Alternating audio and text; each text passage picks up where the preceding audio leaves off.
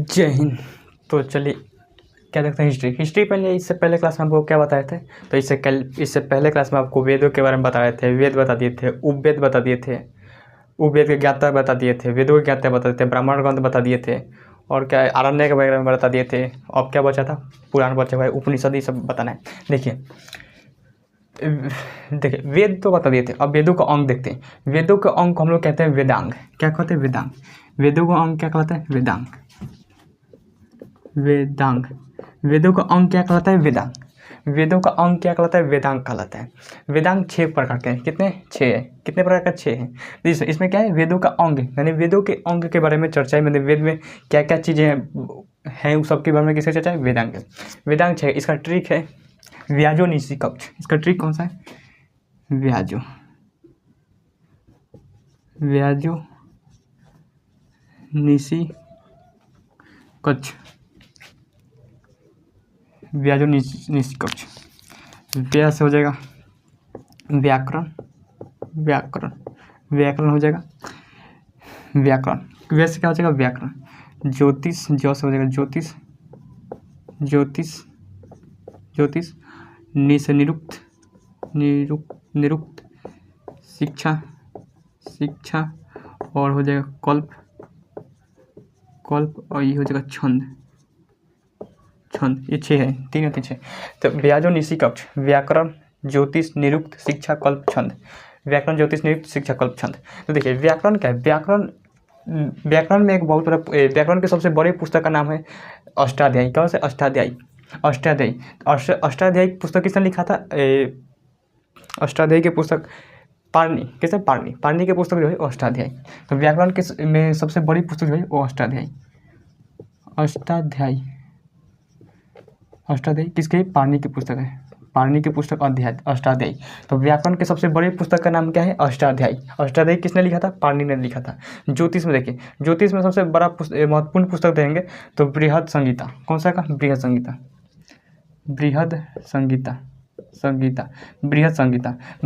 किसने लिखा था? ब्राह्मी।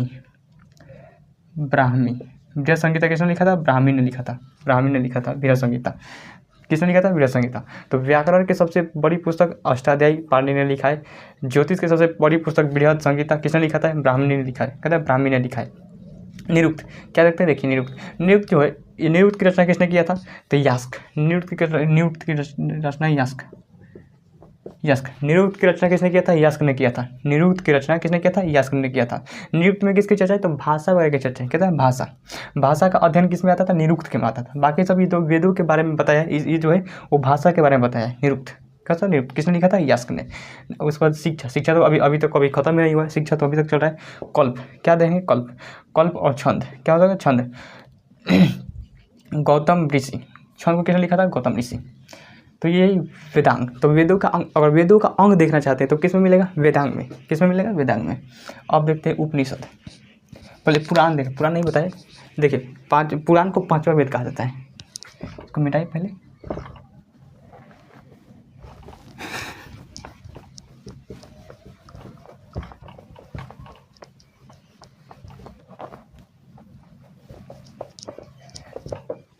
पुराण क्या देखते हैं? पुराण को हम लोग 5वां वेद कहा जाता है। 5वां वेद। वेदों का वेद, चाहे 5वां वेद किसे कहा जाता है? पुराण को। वेदों का वेद या फिर 5वां वेद किसे कहा जाता है? पुराण को कहा जाता है। किसे कहता है? पुराण को। पुराण को लिखा किसने है? तो पुराण को जो है लिखा किसने है? तो लोमहर्ष ऋषि तथा उग्रसर्वा। लोमहर्ष ऋषि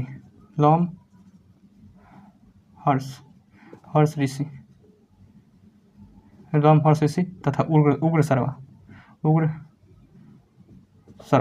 किसने लिखा था? उग्रसर्वा। लोमहर्ष ऋषि तथा उग्रसर्वा ने किसने लिखा है? पुराण को लिखा है। पुराण को हम लोग 5वां वेद या फिर वेदों का वेद कहते हैं। किससे कहते हैं? 5वां वेद या फिर वेदों का वेद कहते हैं। पुराण जो है 108 है। कितना? 108 है। लेकिन ये अभी पूरी तरह से कंफर्म नहीं है कि 108 है, लेकिन माना गया 108 है। लेकिन महत्व सिर्फ 13 को दिया गया। कितना महत्व? 13 को ही दिया है। 108 तो है लेकिन महत्व कितना दिया गया? 13 को।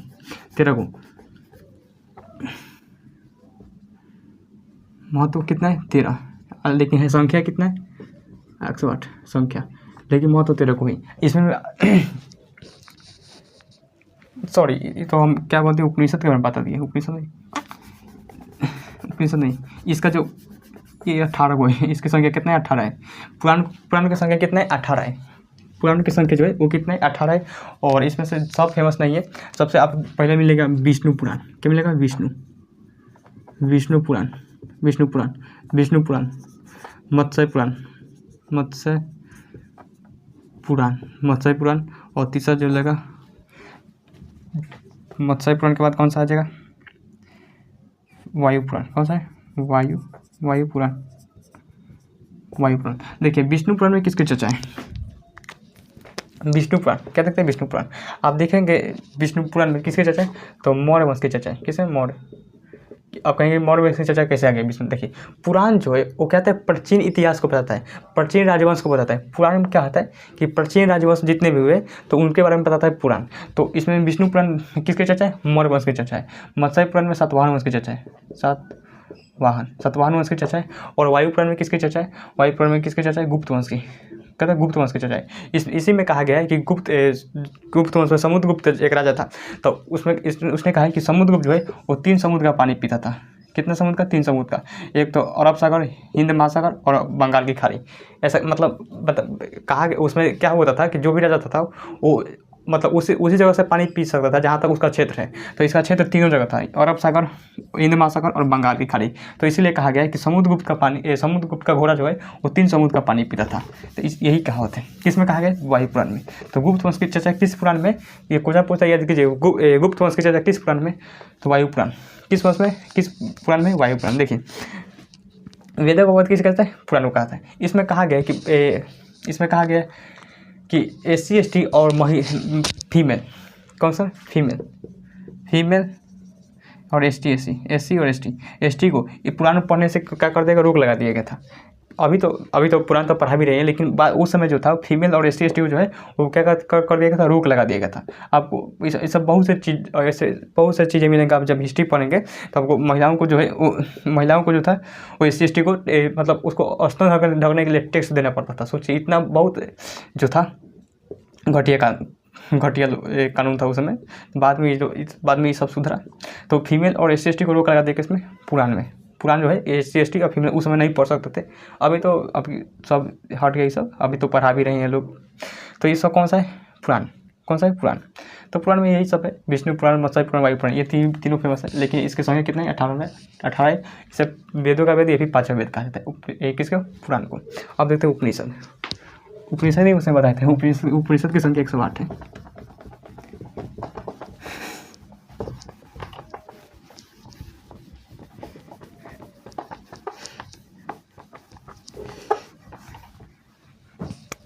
उपनिषद की संख्या 108 है, लेकिन महत्व संख्या और महत्व सिर्फ 13 को दिया गया है। क्योंकि एग्जैक्ट नहीं है कि ये अभी उपनिषद है कि क्या है, एग्जैक्ट अभी नहीं। देखिए उपनिषद का मतलब क्या है? देखिए इसमें उपनिषद में किसका वर्चस्व है? राजपूत का वर्चस्व है। कैसे? क्योंकि आप देखेंगे वेद पढ़िए, चाहे वेदांत पढ़िए, चाहे उपनिषद पढ़िए, पुराण पढ़िए, उस सब में किसका वर्चस्व मिलेगा आपको? ब्राह्मणों का। कहता ब्राह्मणों का। लेकिन आपको बताए थे कि ऋग वैदिक काल पढ़ा रहे थे, उसमें आपको बताए थे कि उसमें जाति का निधान जो था वंश के आधार पर होता था। जो पढ़ाते थे वो क्या कहलाए? ब्राह्मण कहलाए। और जो रक्षा करते थे तो क्या कहलाए? क्षत्रिय कहलाते थे। तो राजपूत उस समय बहुत कहते रक्षा के काम करते थे, तो जिस वजह से वो क्षत्रिय कहलाते थे। लेकिन उन्होंने राजपूतों ने मिल कर कहा कि नहीं, हमें भी क्या करना चाहिए? शिक्षा। हमें भी शिक्षा चाहिए। हम खाली लड़बे करेंगे, पढ़ेंगे तो कैसे होगा? हम पढ़ेंगे नहीं तो जानेंगे कैसे कि किसको मारना है? तो सब इन्होंने कहा, राजपूतों ने कहा कि हम भी क्या करेंगे? पढ़ेंगे। तो उपनिषद में जो है वो किसका वर्चस्व दिखाया गया? राजपूतों का। ऐसा नहीं कि राजपूतों और ब्राह्मण में लड़ाई हो गई, ऐसा नहीं है। मतलब उनको कहना था कि हम भी लोग पढ़ेंगे। तो वो जो उन दोनों का जो है वर्चस्व देखने को मिलेगा किसमें? उपनिषद में। तो उपनिषद में ज़्यादा वर्चस्व किसका है? राजपूतों का। ये हो गया। तो इसमें महत्व कितना का है? 13 का है। सबसे बड़ा उपनिषद का अर्थ क्या होता है? उपनिषद का अर्थ होता है कि गुरु के समीप बैठकर दार्शनिक ज्ञान की प्राप्ति करना। ज्ञान की प्राप्ति नहीं तो ज्ञान का कुछ भी हो सकता है, लेकिन दार्शनिक ज्ञान कहता है। दार्शनिक ज्ञान जैसे कि दार्शनिक ज्ञान समझ रहे हैं कि दार्शनिक ज्ञान कैसे होता है? जैसे कि मान लें कि आप किताब से हट कर ज्ञान दे रहे हैं। जैसे मान लीजिए कोई किसी को बता रहे हैं कि भारत में जो है कभी भी राइट साइड नहीं लेफ्ट साइड चलना चाहिए। तो इस क्या है? दार्शनिक ज्ञान हो गया। कहते हैं घर पर जाकर कैसे रहना चाहिए, कैसे खाना चाहिए, मतलब ये सब क्या है दार्शनिक ज्ञान हो गया।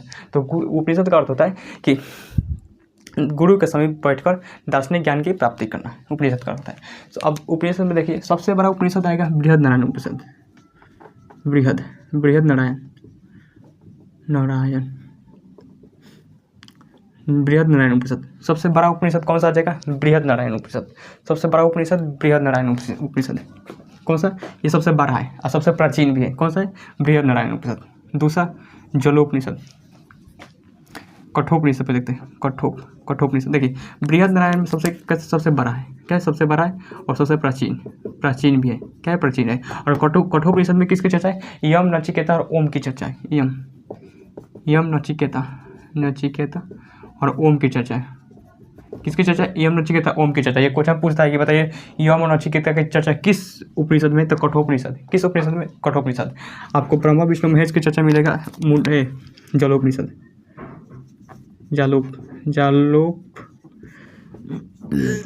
जलोपनिषद किसकी चर्चा है? ब्रह्मा विष्णु महेश। ब्रह्मा विष्णु महेश किसकी चर्चा है? ब्रह्मा विष्णु महेश की चर्चा है। किसमें? जलोपनिषद में।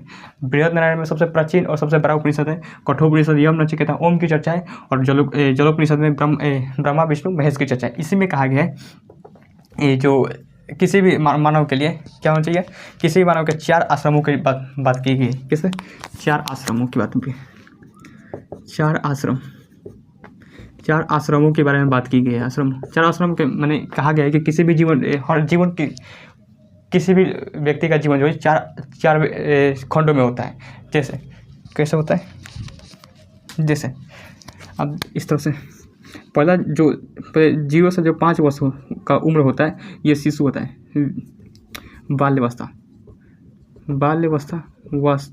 या फिर शिशु एक तो शिशु है। एक जोड़ा नहीं जाता है 5 से 25 वर्ष, ये जो है वो क्या है? ब्रह्मचर्य जीवन। ब्रह्मचर्य क्या होता है? ब्रह्मचर्य होता है। 25 से 50 वर्ष जो होता है, 25 से 50 वर्ष की उम्र जो होता है वो क्या होता है? गृहस्थ जीवन। और 50 से जो है 75 होता है वानप्रस्थ जीवन। और 75 से 100 वर्ष जो होता है वो सन्यासी जीवन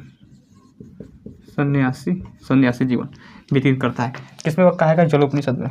ब्रह्मा विष्णु महेश की चर्चा जलोपनिषद में। तो 4 आश्रमों की चर्चा जलोपनिषद में। इसमें 4 आश्रम दिए गए कि जो 5 वर्ष से 25 वर्ष जो उम्र होता है वो ब्रह्मचर्य की होता है। इसमें आप कोई भी लाल पीला हरियर के चक्कर में मत पड़िए, सीधा अपने करियर पर फोकस कीजिए, पढ़ाई पर फोकस कीजिए। तो वो सब किस्म का है 5 से 25 वर्ष। उसके बाद 25 से 50 वर्ष की उम्र में गृहस्थ जीवन। गृहस्थ मतलब शादी ब्याह हो गया, बाल बच्चे, हेन तेन परिवार वगैरह जो है, खेती बाड़ी सब किस में आ जाएगा? 25 से 50 वर्ष में। उसके बाद जो है 50 से 75 वर्ष की उम्र में वानप्रस्थ मैंने वन मतलब आपको पता होगा जंगल वगैरह में।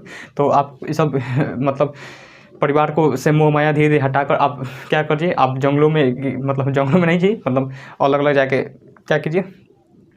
मतलब बड़े बुजुर्ग से मिलकर विचार विमर्श कीजिए कि क्या क्या समाज में सब है कि क्या क्या ठीक है क्या नहीं है। उसके बाद जो 75 से 100 वर्ष की उम्र में आपको क्या सन्यासी जीवन दीजिए कि आपको कोई समाज से कोई लेना देना नहीं है, परिवार से कोई लेना नहीं, आप सीधा भगवान का चिंतन कीजिए और क्या कीजिए? सन्यासी जीवन बताइए। ये हो क्या? किसमें कहा गया? जलोपनिषद में। लेकिन सबसे बाद में जो उपनिषद लिखा गया, सबसे बाद में अलोपनिषद, सबसे बाद में जो लिखा गया चौथा, सबसे बाद में अलोपनिषद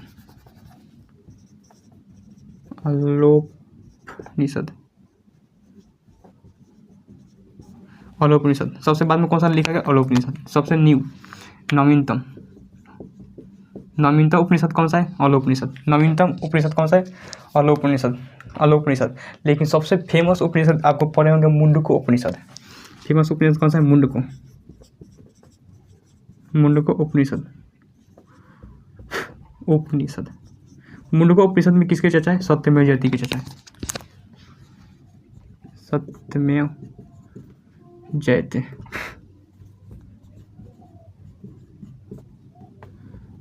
सत्यमेव जयते की चर्चा है किसमें? मुंडको उपनिषद में। किसमें चर्चा है? मुंडको। क्वेश्चन पूछा है कि बताइए सत्यमेव की चर्चा किस वेद में है। अब देखिए, अब वेद में पूछा है तो यहाँ पर ये तो उपनिषद है, तो कोचर पूछा है कि कोचर ने एक बार पूछा था कि सत्यमेव की चर्चा किस वेद में था, तो अथर्ववेद में। किसमें? क्योंकि अथर्ववेद सबसे बाद में लिखा गया था, आपको बताए थे, तो उसी में लिखा गया सत्यमेव जयते। तो मुंडकोपनिषद में तो चर्चा है सत्यमेव जयते की चर्चा, लेकिन किस वेद में है, तो आपको अथर्ववेद में। ये हो गया क्या है उपनिषद के बारे में, कहता है उपनिषद ये सब यहीं से क्वेश्चन पूछते हैं, अदरवाइज है उसके बाद बहुत ही कम चांस है कोई मतलब क्वेश्चन पूछा होता है इसी 5 जो है उपनिषद से क्वेश्चन पूछेगा, क्योंकि उपनिषद में अभी खुद अभी सफलता नहीं मिली है कि क्या यहाँ पर 108 उपनिषद जो है वो है कि नहीं है, तो ये सब नहीं है। अब देखिए, अब ये क्या पढ़ चुके हैं, स्मृति साहित्य। स्मृति साहित्य, स्मृति साहित्य, साहित्य। देखिए स्मृति साहित्य का क्या होता है, देखिए जो भी विद्वान जो थे उस समय प्राचीन में, जो भी विद्वान थे अपने अपने पुस्तक लिखते, उसी को हम लोग स्मृति साहित्य कहते हैं। इसमें सबसे फेमस स्मृति साहित्य आपको मिलेगा मनुस्मृति। क्या मिलेगा? मनुस्मृति। मनुस्मृति, मनुस्मृति, मनुस्मृति। कौन सा मिलेगा? मनुस्मृति। मनुस्मृति जो इसमें सबसे पहला जो पुस्तक था विधि वाला पुस्तक, कौन सा है? मनुस्मृति। कौन सा? मनुस्मृति। लेकिन इसमें भी कहा गया था महिलाओं SC को वर्चस्व नहीं दिया गया था। क्या था? वर्चस्व नहीं दिया गया था मनुस्मृति में। किसमें? मनुस्मृति में। तो इसका बहुत ज़्यादा विरोध हुआ मनुस्मृति। उसके बाद यज्ञ वाले स्मृति, यज्ञ वाले स्मृति। देखिए यज्ञ वाले स्मृति में क्या होता है, इसमें यज्ञ वाले महर्षि यज्ञ वाले ने लिखा था यज्ञ वाले स्मृति। इसमें कहा गया था, ये तो प्रथम विधि पुस्तक, प्रथम विधि पुस्तक।